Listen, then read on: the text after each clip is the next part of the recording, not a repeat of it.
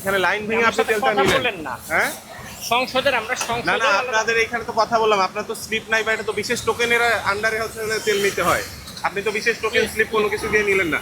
গত 28 ফেব্রুয়ারি থেকে ইরানে যুক্তরাষ্ট্র ও ইসরায়েলের হামলার কারণে জ্বালানি সংকটে পড়েছে প্রায় পুরো বিশ্ব। বাংলাদেশেও জ্বালানি তেল পেতে ফিলিং স্টেশনগুলোতে রোদ বৃষ্টি উপেক্ষা করে দীর্ঘ লাইনে ঘন্টার পর ঘন্টা অপেক্ষা করতে হচ্ছে। 9:30টার দিকে আসছি, জিয়া উদ্যানের মাথা থেকে জাম ঠেলতে ঠেলতে ঠেলতে ঠেলতে এই পর্যন্ত আসছি।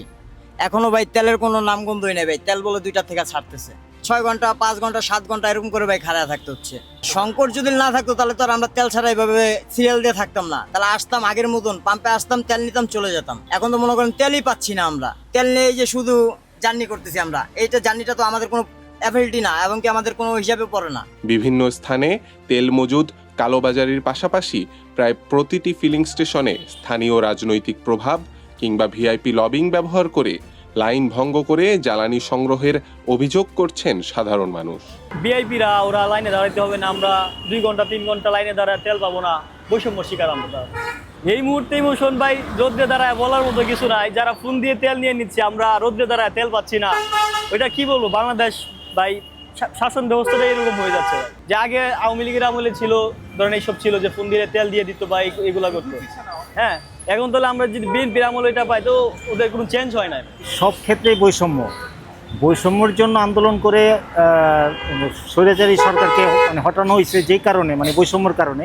সেই বৈষম্য এখন মানে নিচ থেকে উপর পর্যন্ত মানে সর্বস্তরে বৈষম্য, আমরা এই বৈষম্যের শিকার। নিম্ন মধ্যবিত্ত এবং মধ্যবিত্ত শ্রেণী বেশি বৈষম্যের শিকার, বৈষম্যের শিকার। আর উচ্চবিত্ত এরা তো সব কিছুর ঊর্ধ্বে, এদের সব কিছুই মাপ। এ বিষয়ে অনেকাংশে নিরুপায় হয়েই প্রভাবশালীদের তেল দিতে হচ্ছে বলে জানান ফিলিং স্টেশন সংশ্লিষ্টরা।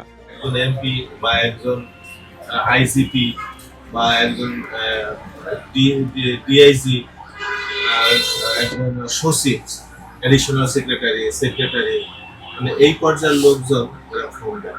কিছু করার থাকে স্থানীয় কিছু বিষয় থাকে, স্থানীয় রাজনৈতিক একটা বিষয় থাকে, তারা প্রভাব খাটানোর চেষ্টা করে। এটা কম যদিও, তারপরেও থাকে, একজন থাকে, তাদেরকে না দিতে গেলে ঠিক আছে লোক আসতেছে, এটা তো মনে